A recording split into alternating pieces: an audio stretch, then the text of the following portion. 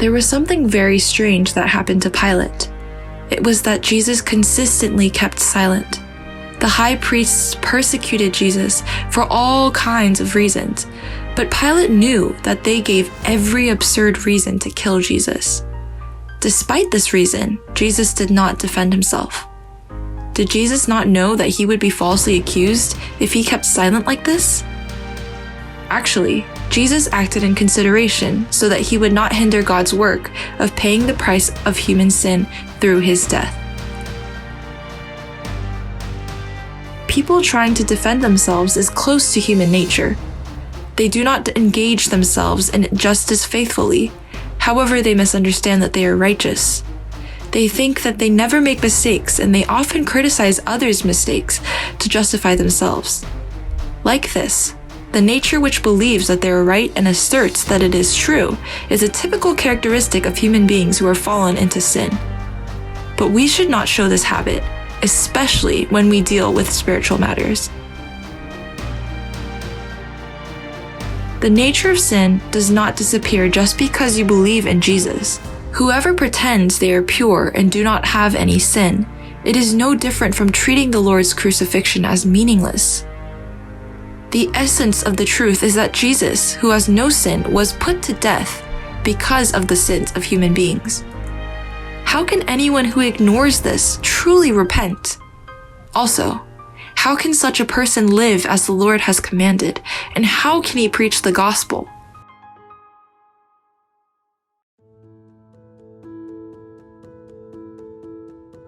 Human beings hurriedly make excuses to justify themselves.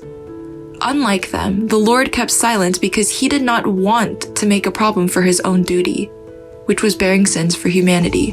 What if the Lord defended himself and avoided the crucifixion? What would happen if the people who were judging the Lord misunderstood his words and claimed that he confessed his sin? Or what would happen if the authoritative Roman court convicted the Lord so there was no evidence left that the Lord did not commit a crime in the world? To make these not happen, the Lord kept silent until the end to the people who were accusing him. We are very sensitive in defending ourselves. However, we should change our attitude towards spiritual matters. That is, we should be sensitive in situations when we have to defend the Lord. To make it happen, we must be trained in our daily lives. The attitude to bear in our hearts is what is right to the Lord as right, and what is not right to the Lord as wrong ourselves. We should try for them to become second nature to us. The Lord loved us with silence, even though he suffered from every insult. Now, let us testify the Lord's sacrifice with our silence, not to defend ourselves. Let's admit that we still have a sinful nature, so without hesitation, let's abandon our habit of defending ourselves as if we were unfamiliar with sins. Let's show that the Lord's death is his love to save us.